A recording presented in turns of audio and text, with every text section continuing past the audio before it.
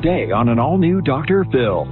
She was a PTA mom. She showed up drunk at school, dancing and singing in the cafeteria. Did you pick up your daughter in carpool drunk? I did not. Was she impaired?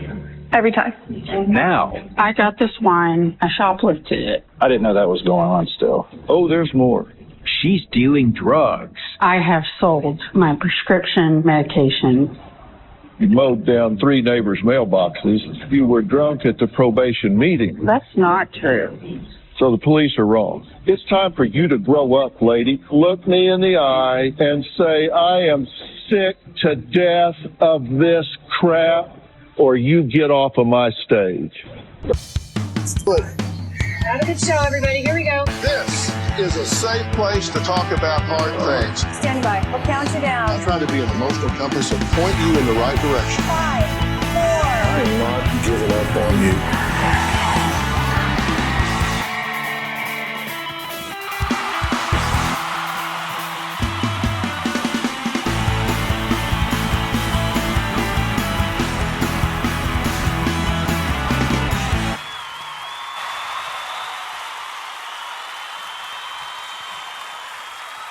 Well, the holidays are supposed to be a time surrounded by love and family, right? Well, 19-year-old Rachel says her Christmas night ended with her alone in her room writing to me after her mother ruined yet another family celebration. She said in part, Dr. Phil, you are my family's only hope. I'm scared for my mom. She's going to end up dead or in prison. By morning, Rachel was frantically calling 911 while her mother lay unconscious and unresponsive. 911. I don't know what's going on. What's your I name? need an ambulance. Where in the house is she in? She is in the living room. Is she coming around? No, she's just laying there. Well, Andrea was rushed to the ER where she was told that if she didn't put a stop to her reckless behavior immediately, she would be dead by the end of the year. So what's going on with this former preschool teacher and PTA mom who taught Sunday school and drove carpool to Rachel's school? Well, according to Rachel, her mother is a pill-popping alcoholic who ruined her childhood. And that carpool Andrea drove?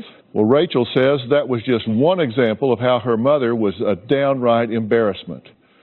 Rachel claims she was forced to wrestle her mother's car keys from her in the school parking lot so she could drive herself and her friends home, and she didn't even have a license. Because Andrea was too drunk to drive, she had to do it. But there's more to this story, and Rachel and her family have no idea of what all is going on. Andrea confessed to us that she's been leading a whole secret life filled with serious crime, some of which could land her in prison. She says she needs to come clean to her family, and today she'll get that chance. But first, Rachel says her mother has done so much damage to her and her family, she really doesn't know if she can ever forgive her. Now, I'll start to feel better. My mom is a pill addict and an alcoholic, and she spends just about every day drinking and taking pills. I'm feeling really weak. I need to drink really bad. My mom is often passed out on the sofa or in her bed. I have found her passed out on her bathroom floor with a box of wine sitting right next to her. One time I walked in and found my mom passed out on the toilet, not responsive. I fear every day that I'm going to come home and find her dead. I don't want to come home and just find wine boxes everywhere and have a drunk mom just stumbling around. My mom completely took my childhood away because of her drinking. When I was in 5th grade, she came to my school to visit me. We were in the lunchroom and she got up and started singing and dancing. That was really humiliating for me because I was known as the girl with the drunk mom. My mom would show up to pick me and our carpool friend up, and she would be drunk. There were times where I had to drive because I didn't want there to be an accident. I only had a learner's permit. My mom has managed to ruin every single birthday, holiday, and family event. My mom showed up to my brother's college graduation drunk. 911. I don't know what's going on. What's your I need name? an ambulance. My mom has been in the hospital 3 times because of her drinking. What room of the house is she in?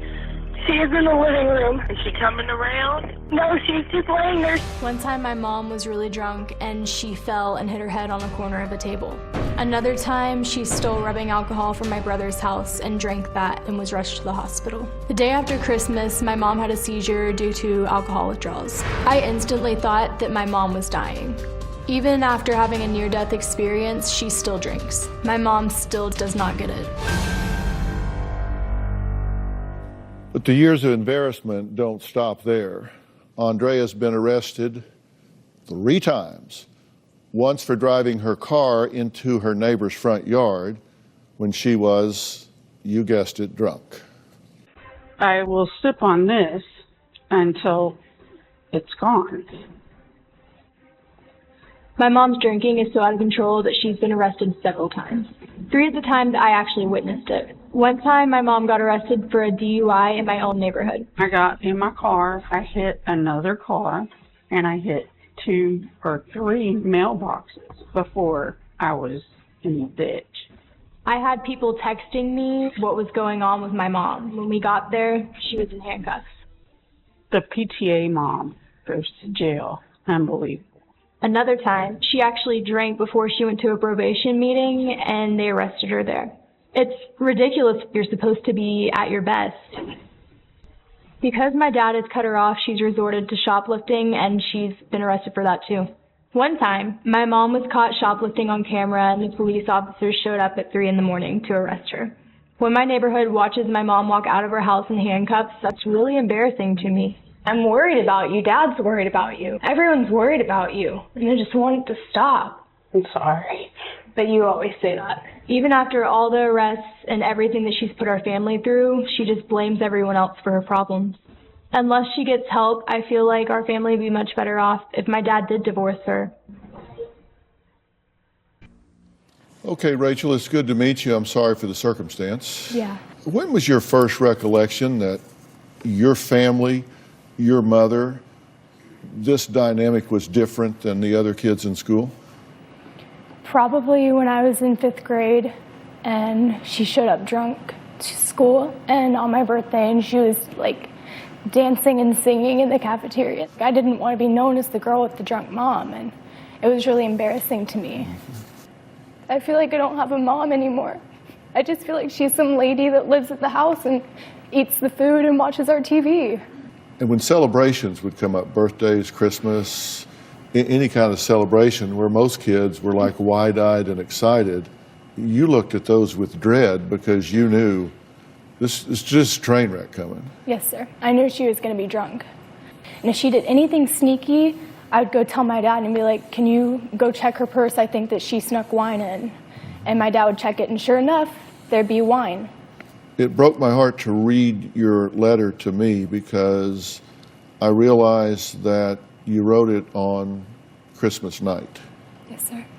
Go ahead and read this for us. Dr. Phil, my name is Rachel. I'm 19 years old. I would never have thought I would be writing to you, but at this point, you are my family's only hope. My mother is an alcoholic and a pill addict. We don't think she will stop. She's been arrested 3 times for DUI, shoplifting, probation violation. She picked me and my friends up from school while she was drunk. I had to pull her out of the bathtub because she was so messed up that she slipped under the water and was about to die. She threatened my brother with a knife when he tried to prevent her from driving drunk. She was drunk every birthday, holiday, celebration. She was drunk for all school events, including high school graduations and college graduations. She was drunk on my brother's wedding day, and she's just out of control. She lies at AA meetings and will grab a chip and say she's been sober for a month, but in reality, she drank that morning. I'm scared for my mom. I'm scared she's going to end up dead or in prison. Please help my mom and our family. Why write to me? Because I figured you'd know how to help her, and I watched your show all the time, and I saw all of the good outcomes that people have had, and I was like, wow, wouldn't that be so great if my mom could just be better? We're going to take a break, and next, from visits to the ER and a 30-day stint in the county jail to being told she will die within the year, nothing has stopped her, nothing has slowed down Andrea's drinking. We're going to meet her after the break.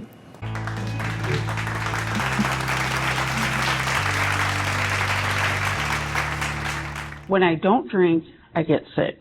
The day after Christmas, I had a seizure. I nearly bit my tongue off. It was almost split. And later, what would think being locked up would have been a wake-up call for Andrea, but it wasn't.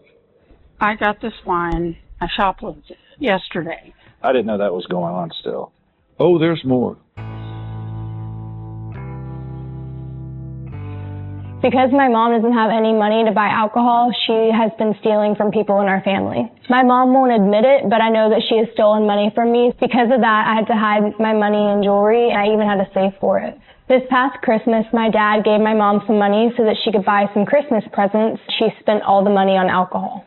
And no surprise, she did the same thing for my birthday. When my mom is confronted about these things, she hardly ever admits it. My mom fails to realize that everybody knows what's going on and we can all see through her lies. That's just sad. Imagine being in the 5th grade and having your mother show up to your school birthday celebration sloshed, drunkenly singing and dancing in front of your entire lunchroom, leaving you forever known as the girl with the drunk mom. It's been 9 years since that humiliating event, and according to Rachel, her mother Andrea is still getting embarrassingly intoxicated, and she still feels the pain of that as though it happened yesterday. But now she desperately wants help because her mom is trying to hide all of this from her husband and her children and actually thinks she's succeeding. Take a look.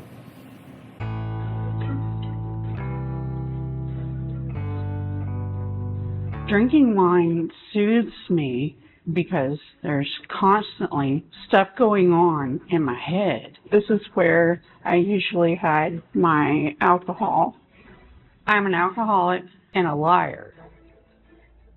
I hide all of my drinking from my family, and I have become very sneaky. I would store my hidden alcohol in this cabinet or in this drawer. I would put it in the water bottles because it was clear. I've stolen from my husband. I stole from my in-laws, and I did the same thing from my own mother.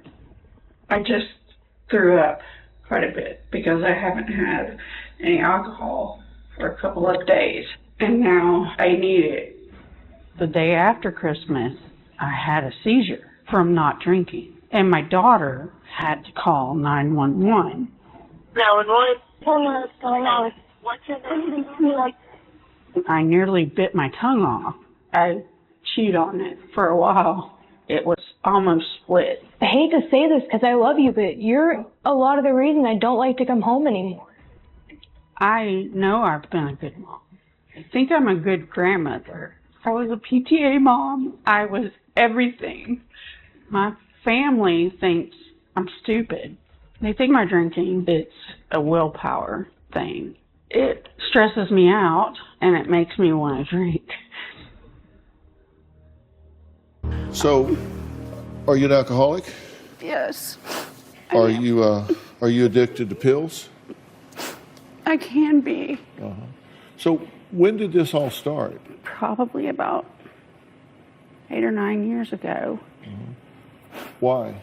What was the trigger? I had an argument with my husband one night, and he laughed at me and rolled over and went to sleep. And I still was just so upset. So I thought, you know what, a rum and coke would be really good right now. I think I'll do that. And so you got up and went and medicated yourself, essentially. Yes. Medicated your I did. feelings and emotions. And I didn't know that's what I was doing. I just thought, oh boy, this is great. Why didn't I do this sooner? Do you ever have any remorse for the things that you do when you're drunk? Yes. Like when you showed up at her birthday party at school and got up and started dancing and singing and making a fool of yourself in front of all of her friends, which resulted in her being the target of ridicule and gossip for the rest of that school year and ensuing years and damaged her self-esteem. Were you aware that that happened? I wasn't aware that it went on for years, no. How do you feel about the words, "I'm sorry"? They're numb to me. I don't even like it when other people say it. They don't mean anything to me. I feel like if you're actually truly sorry, you should show that you're sorry. You should do it through action, not just say it. If she truly cared its impact on you, she would do something about it. Exactly. Yes, sir. At that time, could you have done something about it? Or did you lose control really fast? I lost control really fast. So you're saying for 9 years, you've had the inability to control yourself?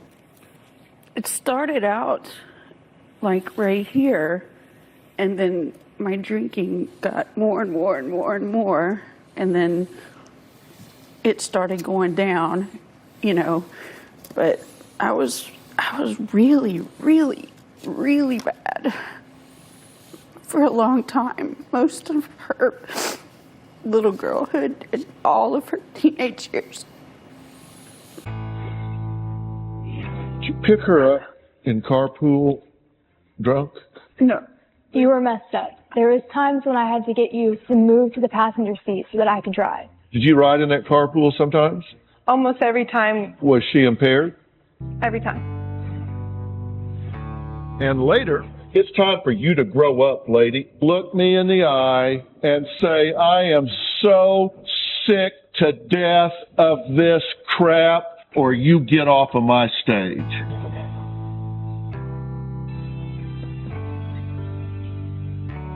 Did you pick her up in carpool drunk? No, I did not. She did. I wasn't drunk. I wasn't. You were messed up. There was times when I had to get you to move to the passenger seat so that I could drive. Yeah. Because I did not want you driving, especially with my friend in the car. I wasn't about to let you get in a wreck and possibly kill all of us or someone else. Did you show up for carpool? I may have had a drink, and I didn't think I was drunk. That's right, yes. But now So you showed I realize, up drinking? Yes, I did have a drink. And I didn't realize that that meant that it was a problem. Oh. I'm sorry, I'm a little bit nervous. Are you drunk? No. How long has it been since you had a drink? 3 days. Reagan was friends with Rachel in elementary school and says she was right there in that 5th grade cafeteria when these boozy antics were going on. Something she says the whole school talked about for a long, long time. I have watched Rachel struggle with her mom's alcoholism for as long as I can remember. In 6th grade, I had my own birthday party that Rachel attended. When Rachel's mom dropped her off, her mom showed up intoxicated. I was in Rachel's carpool in high school. Every time Andrea came to pick us up, she was at some level of intoxication. Every single time I was at Rachel's house, Andrea was drunk. I've seen Andrea passed out drunk, begging for her car keys drunk, and screaming at her dad drunk. Rachel became really depressed in high school. I remember going to Rachel's sleepover birthday party. Andrea ruined the party and Rachel had to take care of her because she was so wasted. I felt so bad for Rachel. There are so many nights that Rachel came and slept over at my house because she just couldn't deal with her mom any longer. Rachel has such a bright future ahead of her, but she won't accomplish her goals until her mom gets help because she is still worrying about her mom. Well, Reagan is joining us today. She's in the audience. Reagan, thank you for being here. Absolutely. You were there that day, and you've been there for a lot of this. Yes. Did you ride in that carpool sometimes? Almost every time her mom came to pick us up, I was there. Okay. Was she impaired? Every time. Did that worry you guys? Yeah, absolutely. I mean, I didn't really know what was going on, but I could see Rachel just stressing out about it. Did you see her have to wrestle the keys from her mother? Yes. There was times when Reagan wasn't with us, and I tried to avoid the scene at school by trying to make her get out and everything, so I'd just get in the car with her if she didn't look too bad, and then I would just at the edge of my seat the entire drive, and I'd be like, "Mom, you're about to hit that curve, you're swerving." You've been arrested 3 times in front of Rachel, right? Mm-hmm. You were arrested for DUI. Yes. Because you say you don't drive impaired, but you mowed down the 3 neighbors' mailboxes. Mm-hmm. and were arrested in the neighbor's yard. Yes. In your car. Mm-hmm. Were you impaired that day? Yes. Then second time you were arrested for violation of probation because you were drunk at the probation meeting. No, that's not true. So the police are wrong. I was not drunk at the probation meeting. Okay. They did a test, and they knew that I had had something to drink a couple days before the probation meeting. And the third time was for shoplifting booze. Yes.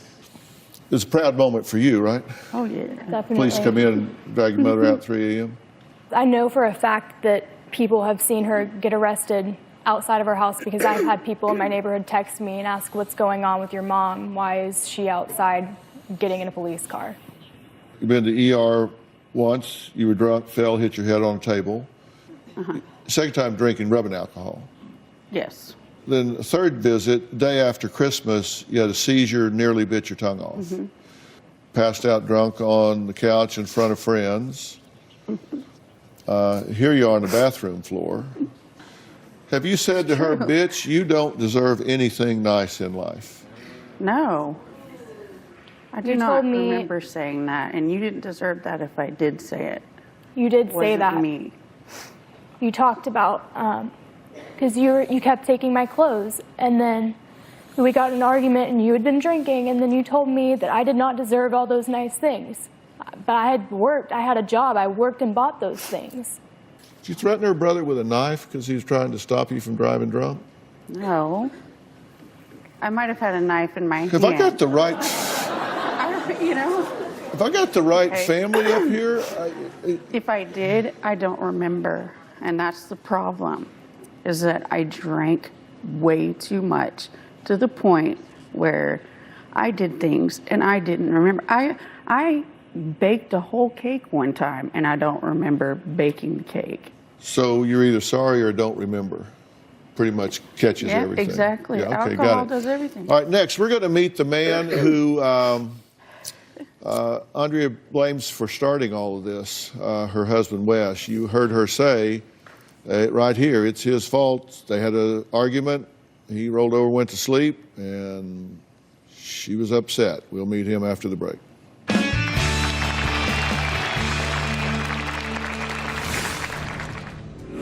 One would think being locked up would have been a wake-up call for Andrea, but it wasn't.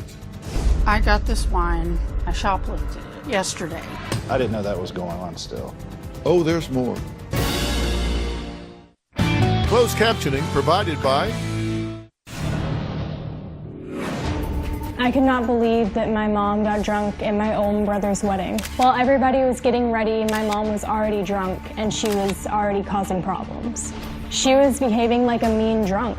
She was arguing with my dad all morning. My mom insisted that she had not been drinking. My dad had a breathalyzer and tried to get her to use it. She got upset and smashed it on the ground. Everyone knew she was drunk. I know that my brother was really hurt. My mom is just a complete wreck. From being handcuffed and thrown in the back of a squad car in front of her teenage daughter to being hospitalized for drinking rubbing alcohol after her son emptied the liquor cabinet. Wes says there is no low that his wife, Andrea, won't sink to in order to get intoxicated. He says that she feels more like another child or even a pet to him than a partner. Dealing with Andrea is like patching a leaky dam. You fill one hole and it starts leaking somewhere else. Andrea's alcoholism has completely destroyed our family. Andrea has gotten lazy. She just doesn't contribute to our family financially or to our household and refuses to get a job because at work would cut into her drinking time. Andrea lies to me every day about her drinking. I have found hundreds of bottles and boxes of wine and liquor bottles over the years, and just last month I found 10 boxes of wine under our bed. I've come home before from work and she's passed out on the sofa. One time I walked in the bathroom and found her passed out underwater in the bathtub. So I pulled her out thinking that she was dead. As I was trying to figure out how to do CPR, she just opened her eyes. It scared me to death. Andrea's drinking has ruined us financially. My wife has totaled 2 cars and damaged another because of her drinking. She's cost our family over $100,000 because of lawyers, fines, doctors, and counseling. When my wife got her DUI, I had to use our house as collateral for her bond. My wife takes money from my children. As a result, my son went and bought a safe to put in his room. I had to open up a separate account to protect our finances. It makes me so angry that I have to protect myself from my own wife. We're all past being angry. We're numb at this point. All right, Wes, glad to meet you. You said you've had to put the house up and stuff to bail her out. Why are you bailing her out? Well, I had to do it to get her out of jail. She kept calling him, and she would just cry to him and be like, I promise I'll get better if you come home, or if I come home. She'd keep telling him all these lies just to get him to come and get her, I guess. Was she getting drunk and stealing from you and wrecking cars while she was in jail? No. Was she getting drunk and wrecking cars and stealing from you when she was out of jail? Yes. Well, let's get her out. Why? I know. One of my fundamental rules is you just don't reward bad behavior.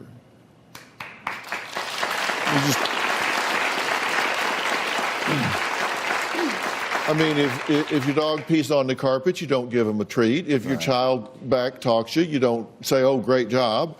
You know, if somebody drives drunk, you don't buy them a new car. They total a car, you don't go get them a new one. Say, here, try this one. Right. You don't reward bad behavior. One would think being locked up would have been a wake-up call for Andrea, but it wasn't. And she says she's been keeping this a secret from her family. We might as well get it out on the table right now. I got this wine. I shoplifted it yesterday because I am so addicted to alcohol, and my husband tracks all my receipts. I shoplift. I got arrested the first time I did it. The police saw the camera and figured out who I was. I got handcuffed in front of my own daughter and went to jail for 30 days. While I was in jail, I learned to perfect my technique. When I go to shoplift, I put on makeup, fix my hair, and wear nice clothes. The key is to not look like I'm gonna shoplift. I learned to not spend too much time in the store. Don't linger. Get what I want and get out. Sometimes I would go to the freezer section and open the glass doors so that they fogged up, so that the cameras couldn't see me. Because I had a relative that worked for a grocery store in loss prevention, I became aware of what they look for in shoplifters, and I learned to not draw attention to myself. I took advantage of that. That family member is very angry. My husband doesn't know. I still shoplift every time I shoplift. I think, oh God, please let this be the last time. But I just keep getting on the same merry-go-round. I can't get off. I didn't know that was going on still. Oh, there's more. Andrea says shoplifting alcohol multiple times a week isn't the only way she gets money to feed her addiction, so what else is she hiding? Find out after the break.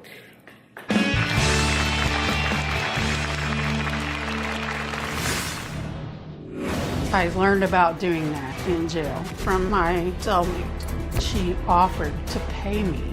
I realized at that moment it was a way that I could get money for alcohol. Closed captioning provided by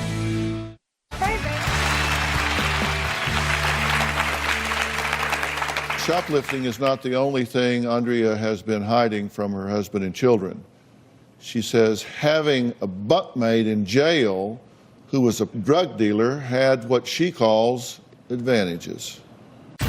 To get money for alcohol, I have sold my prescription anti-anxiety medication. I learned about doing that in jail from my cellmate. She asked me when I got out that I give her some of my medication. She offered to pay me. I realized at that moment it was a way that I could get money. She wanted it. I had it. If she's willing to pay for it, I was going to give it to her. I would sell it for $10 a pill. I didn't realize that I was committing a crime, that it made me a drug dealer. I thought I was just helping out a friend. I figured out how to be very sly and keep things from my husband and family. I realized it was wrong, but I did not have to shoplift. The price of poker just keeps going up, because I want you to take a look at the law here. Xanax is a Schedule IV drug.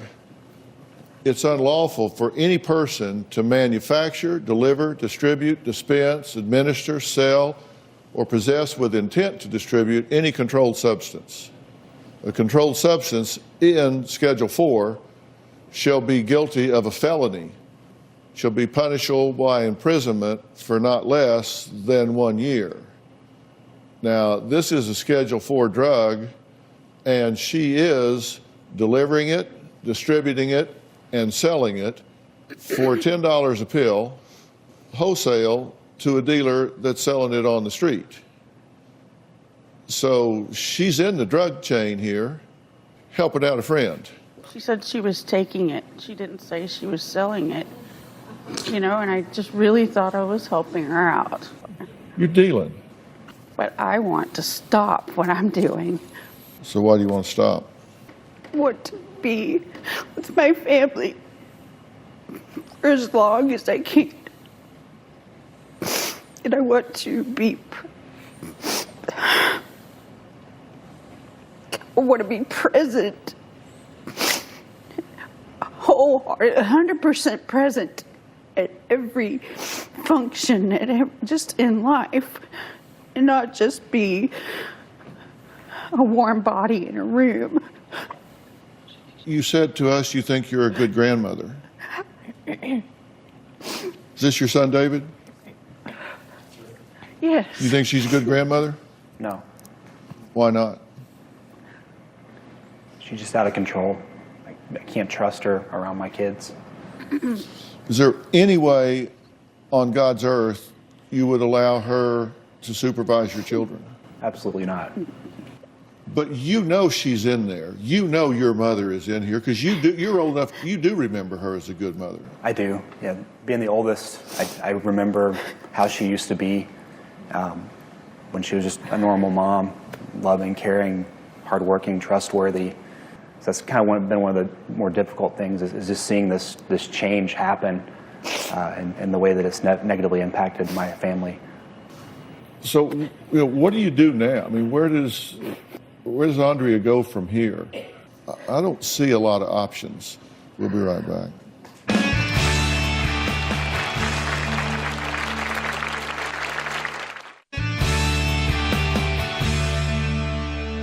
Do y'all believe that this can end in death? Yes. I mean, not just a car crash death. No, I mean, her liver will fail. Yeah, and I want to be very clear about this, and so I'm going to add someone to the conversation here. Joining us now via the Doctor on Demand, it's a company that my son and I have started. Dr. Ian Tong, who is the Chief Medical Officer at Doctor on Demand, is with us right now. I've asked you to take a look at some of the labs and what's going on here with Andrea. What do you see when you look at the results here, and with regard to the liver? With the lab results that we saw with Andrea was it became clear that there was an elevation in the liver enzymes that were really more than double the normal value. And when we see that happen, that is actually a pretty strong clue to a clinician or a doctor who's making an assessment to be able to say their relative risk of death within either a short period or a longer period of time. So I'll give you an example. With the labs that we saw, it did show that the ratio of those labs suggests that there is a hazardous habit of drinking alcohol and what's called an alcohol hepatitis. So that means inflammation of the cells of the liver. We can see that by that lab work. There are also, as I said, physical examination findings, and then the history being consistent. We could make a pretty accurate prediction about the risk that she would have of dying within the next year. And Dr. Tong, let me ask you this final question just to be real clear for everybody. Death by liver failure is not an easy way to go, is it? It's a very painful thing for a family, and actually for the caring physicians and for the patient. There are a number of things that can happen along the path. You can actually lose the ability to think clearly, so your cognitive function is decreased. You can suffer from GI bleeding, and patients are actually more likely to have infection as well. All of these medical conditions and risks are heightened when someone has problems with alcohol abuse that has damaged the liver. Dr. Tong, thank you. Thank everybody for their research at Doctor On Demand. We'll talk to you soon. Great. Thank you, Dr. Bill.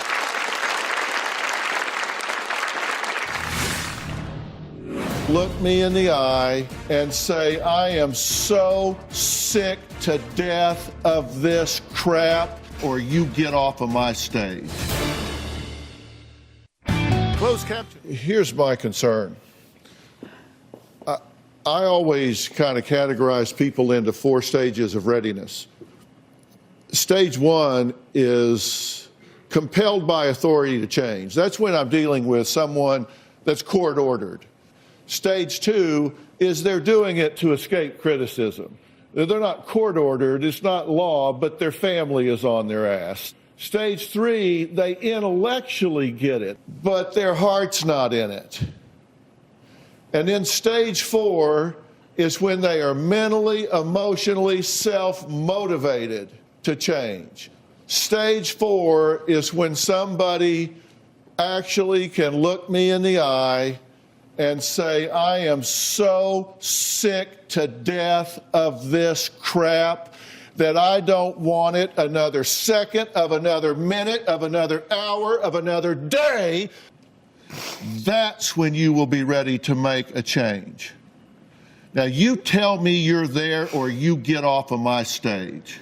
I am there. It's time for you to grow up, lady. It's time for you to put up or shut up. Ben, come up here, will you? Ben, have a seat. Okay. How are you? Great, thanks. This is Ben Levinson. Ben is the founder of Origins Behavioral Healthcare. We work with Ben a lot, and I believe that they are the nation's leading dual diagnosis treatment center. I will do whatever it takes to create an environment around you programmed for success, not failure. I made up a little poster for you. You live in a small town. I would expect you to do this when you got out. Alert, do not do business with this woman. She is unsafe. She is me. Please do not serve or sell me alcoholic drinks or prescription drugs. Help me stay safe no matter what I say. Please monitor and accompany me at all times in your store. I am not to be trusted. If I appear impaired, please call this number. I do not want to hurt or victimize anyone. You live in a small town. I would want you to paper the town with these things. I don't do things conventionally. I set you up for success, not failure. So when I say I get on this end of the rope, you better be serious. I am. Because I am. Yeah. We are too. All right. Thank you. I want to thank all of my guests today, and a very special thanks to Ben Levinson and Origins Behavioral Healthcare. I also want to thank Dr. Ian Tong, and if you at home want to have your own Doctor on Demand, you can go to Google Play Store or iTunes App Store and download the Doctor on Demand app, and it works just like you just saw. In a matter of seconds, you'll be face-to-face with the doctor, just like we were here. And you can make appointments for a doctor-level psychologist and have your sessions right there from home. We're very proud of that. So thank you very much for being here. We'll see you next time.